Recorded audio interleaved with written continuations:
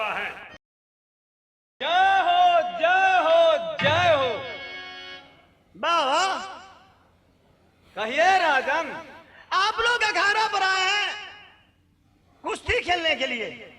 थोड़ा इच्छा हो गया है चेला को।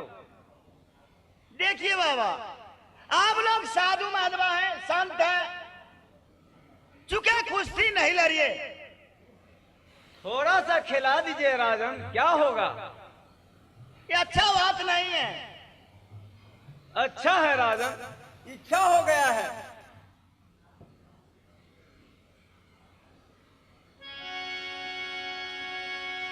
बाबा सुनो मुनि बैरा,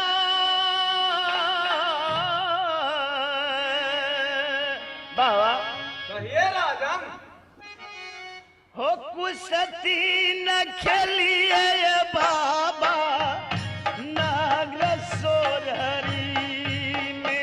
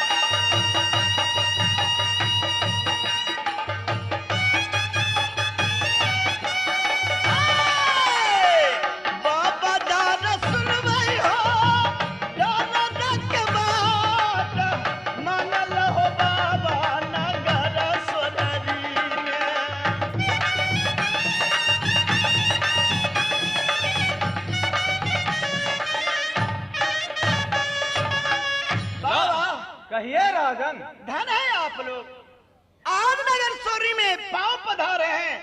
आज सोरी का दिन अति उत्तम हो गया है बाबा। क्या नहीं राजन, लेकिन मेरा इच्छा हो गया है चेला की। थोड़ा सा खिला दीजिए। ठीक है बाबा, आपको वचन को पालन करेंगे। क्यों नहीं? तो आइए रात चेला महाराज से लड़िए।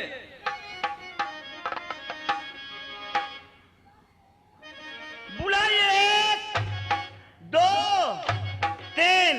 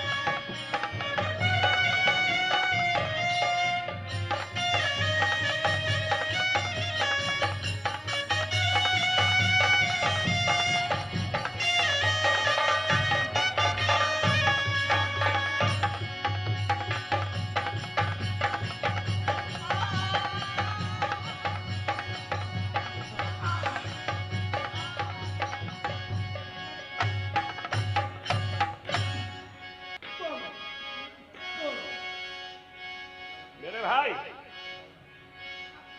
सिपाही महाराज आप तो पटका गए चुप थे। बेहुदा। सुनो, यहाँ कोई सुनता नहीं है, कोई देखता नहीं है। ए लड़का, जी महाराज। यहाँ जो है ना, पहले हम कहे थे कि संत बड़ी महान लोग होते हैं बाबा जी। जी महाराज। अगर पटकाए गए तो क्या हुआ? कुछ नहीं इस हुआ। टाइम में उदल आने वाला है नगर मोहब्बा से, हाँ महाराज। यही दोनों बाबा को रख लेंगे क्यों नहीं महाराज? और 2 भाई रहेंगे, 4 मिल जाएंगे तो कितना लड़ेगा, कितना लड़ेगा दुश्मन, है ना? क्यों नहीं महाराज? कि जिसका बाप को सर जो है अभी भी बरगद में झूल रहा है, और वह उदल कितना लड़ेगा, कितना लड़ेगा महाराज, है ना? क्यों नहीं महाराज? अगर जिस टाइम में सोरी में उसे सर को काटे और बरगद में झुलाए, और उसके माँ जो है उदला को गोदी में लेके घूमने लगा, क्यों नहीं महाराज? है ना? हाँ। और तो अभी तो बाबा भी रहेंगे। ए बाबा इधर आइए, कहिए राजन, आप लोगों से एक काम है बाबा।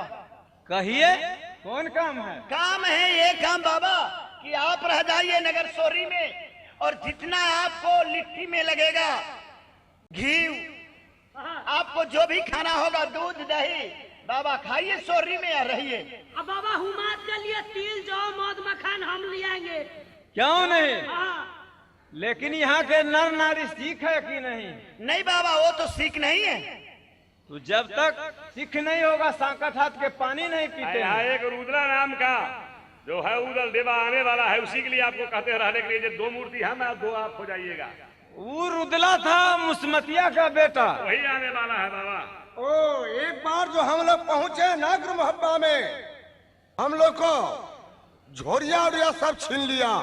मुसमतिया का बेटा बहुत बदमाश है। सुनो, ठीक है, आने दो। नर नारी तो सीख नहीं है, उस सबको सीख कर दीजिए बाबा। ठीक है, ऐसा ही करूंगा। जाओ नर नारी के ले आओ अभी ले और आते सीख हैं करा बाबा। दो। चल जाओ। भैया जी, तो हम आप चलिए इस जगह से। चलो हो धीरे चल झगरू, गंभीर चल झगरू,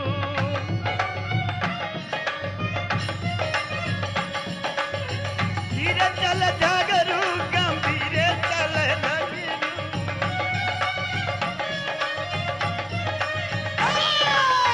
झगरू ये चलता बराबर जाए, जाता झगरू ये सोरहरी वाले।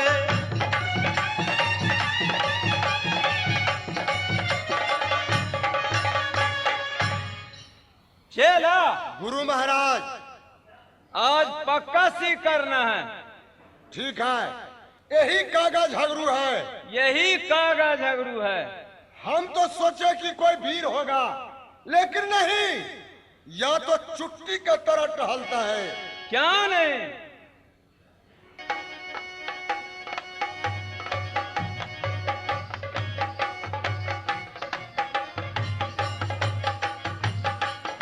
प्रणाम रानी साहब। कहना क्या है?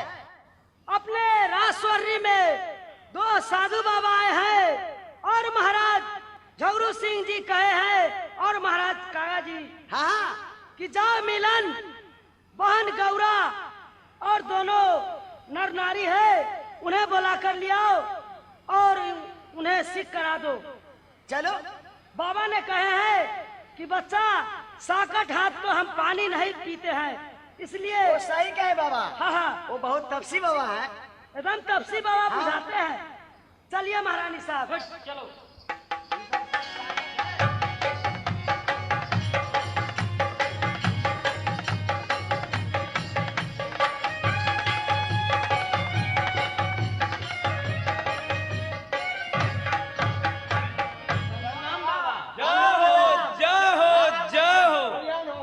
बाबा गोर लगा छियो। गुरु महाराज, कहिए चेला। यह हरामी बराबर हमसे मजाक करता है। जाने दीजिए, इसको माफी कर दीजिए। नहीं, ऑर्डर कीजिए। मैं भोग चढ़ा देता हूँ माँ चंडी को। नहीं नहीं, ऐसा नहीं कीजिए। बराबर मजाक करता है। करने दीजिए, चेला है। ऐसा नहीं कीजिए बाबा। बाबा ये मिर्गिया बाबा बुझा रहा तू। ए बच्चा, हाँ, गांजा कम गया है। हाँ, गधा कम गलो गधा। ए गांजा। अच्छा, गुरु महाराज, कहो चेला। जल्दी सीख कीजिए। ठीक है, सीख करते हैं। आप लोग सीख करने आए हैं? हाँ, हाँ महारानी। भाभी ये सही बात है। हाँ, जब सीख सीख जो हो जाएगी जाएगी दीदी। तो अच्छी रहेगा। ठीक है। बाबा जल्दी से सीखा बाबा कोई हो दियौआ, जल्दी से सीखो ए बाबा कर दरानी के।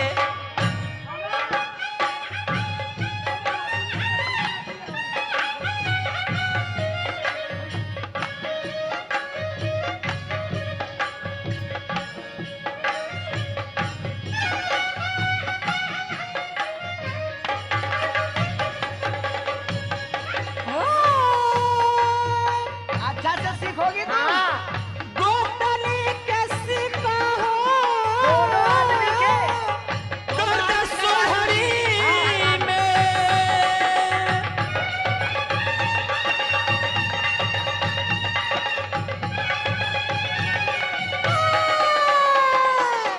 बाबा सुनियो हमारी बात, मन से सीखा हो कर सोहरी में।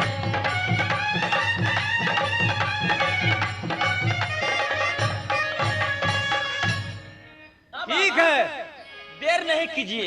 देर है तो अंधेर है। बाबा जल्दी हम दोनों गोतनी को सीख कर दीजिए बाबा। ठीक है, लाइन में आ जाओ। ठीक है, ठीक है, बैठ जाओ।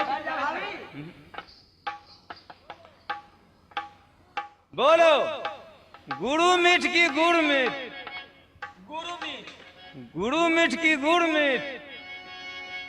बोलो, गुरु मीठ, गुरु मीठ की गुड़ मीठ। गुरु मीठ।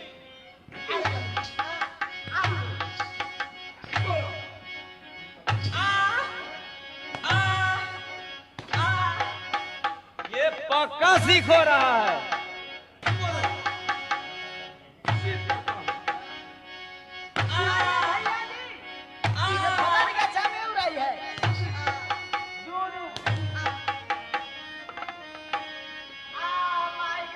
गोतनी हे बाबा न लागे रस भोगी है लागे यार।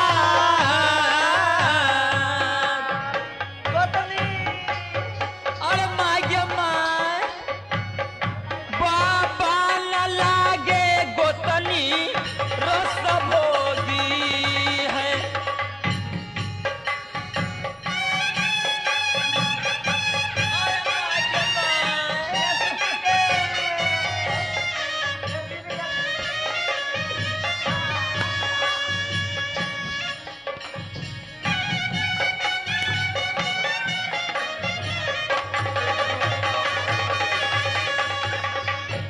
बाबा न लागे रस भोगी है।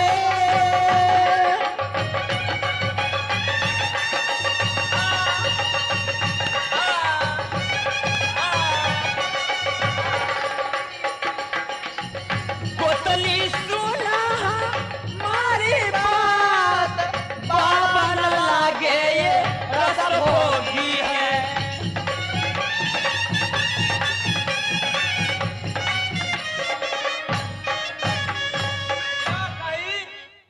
बाबा न लागे ये रस भोगी है। बाबूजी ये न रस भोगी न जोगी लागी। हमारे है नैया जब पंडित कहाए, साथे में उदल सिंह आया नगरी सोहारी।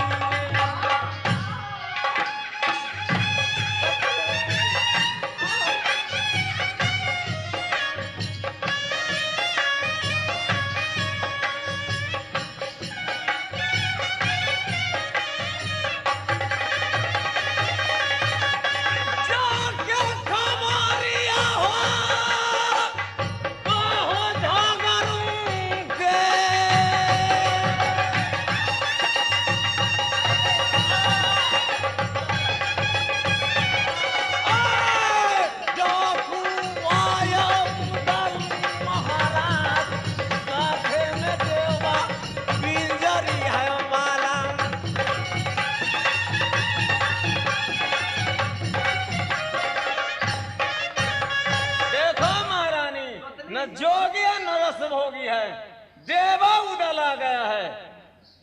भाभी मैं क्या सुने नाना? चलो भैया जी के पास। ठीक है चलो। चलो चलो भौजी या भैया बंगला यार, जाके कहूंगी भाभी अब भैया से।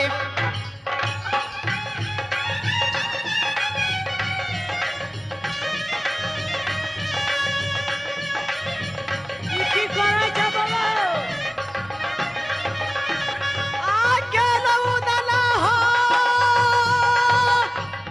मोहबाए पाला भाभी।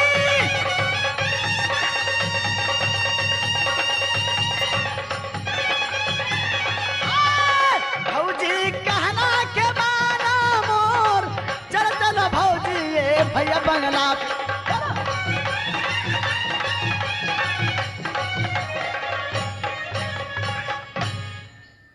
भाई जमनंदन, जंगी महाराज, भाभी हर कंचन, भाभी हर केसर, क्या नहीं?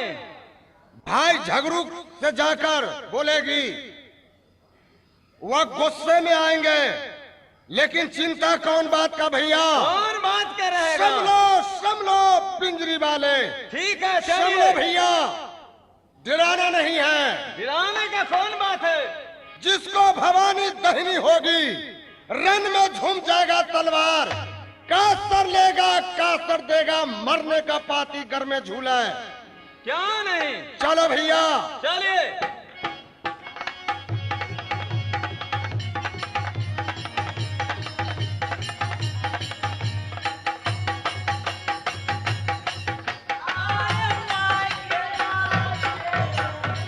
क्या हुआ है? भैया जी जुर्म है भैया जी, क्या जुर्म हो गया है? मोहब्बत वाला उधर चाहता है भैया जी। मोहब्बत का उधर हाँ भैया क्या जी, मारा है इन लोगों का? बदना के चमरी भैया ओ हो उड़ावे।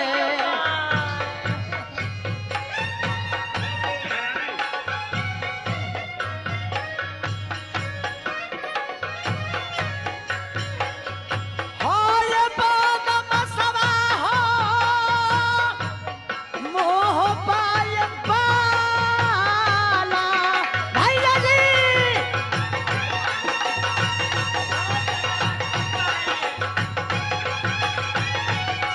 हाय भैया कहना के माना मोर, या बनई जतिया बचेगा सोरही में।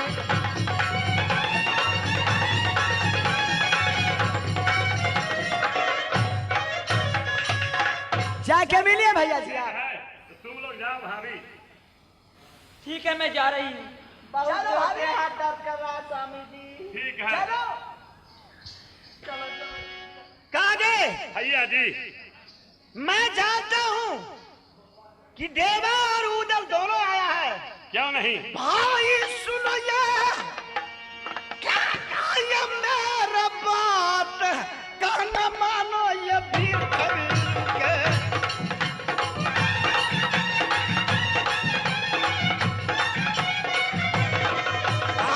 कहना मानो ये सोररी रात, कहना मानो ये नाग सोररी में। चलो मेरे भाई, चलिए। कहाँ जाएगा भाग करके? बुलाइए एक। चलिए दो, चलिए तीन।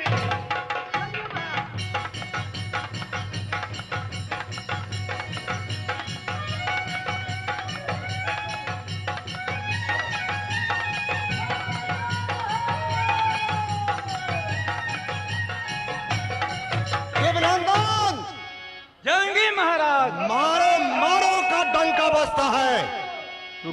मालूम पड़ता है जो गुस्से में भाई कागा और झगड़ू सिंह आ रहे हैं। संभलो!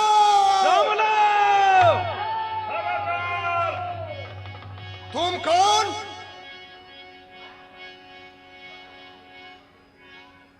मेरा ही नाम दुनिया वालों जानता है झगड़ू सिंह।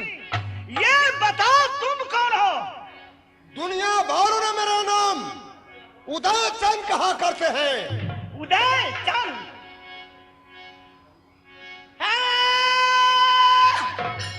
उदय चंद तुम हो?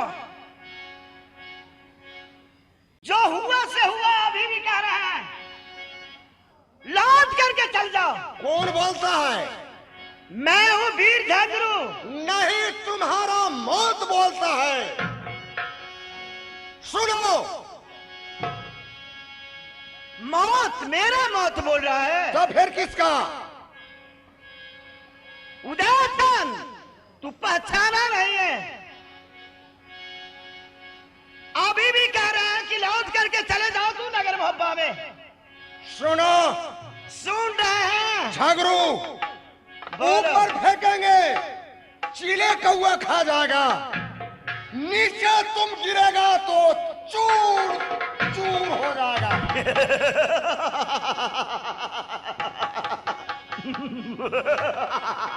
एक बात तुम जानते हो? मैं क्या जानूं?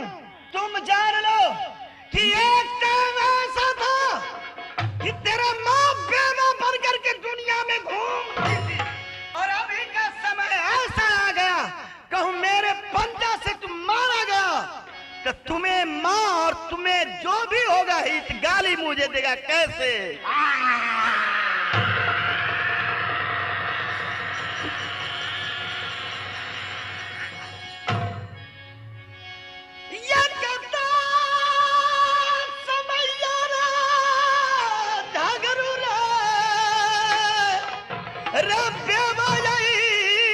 बनल रे झगरुआ किया रे झगरू, रारी बन के रे दुनिया में हम घूमी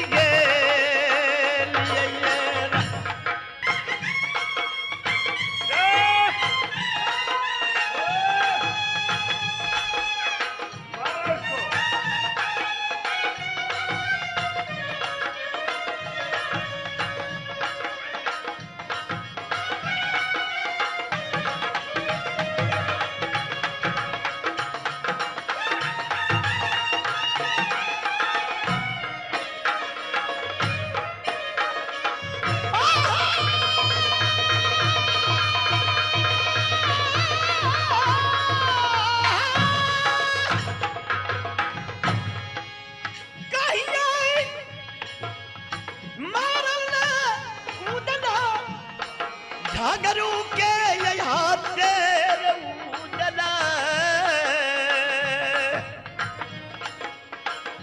किया रे उजल कहीं के रे सदा दुआ ये गारी मोरा दे तैयारा।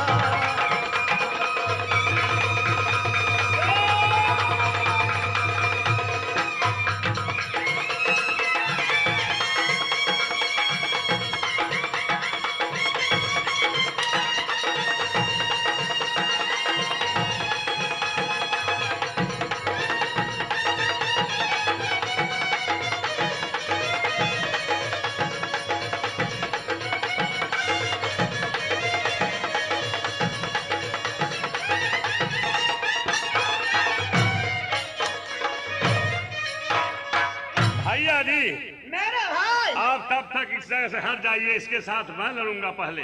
है ना? क्यों नहीं? ठीक है, लड़ो भाई मेरे। आप दब जाइए। उदला, बोलो। तुम चले जाओ यहाँ से। तुमको धमक से नहीं।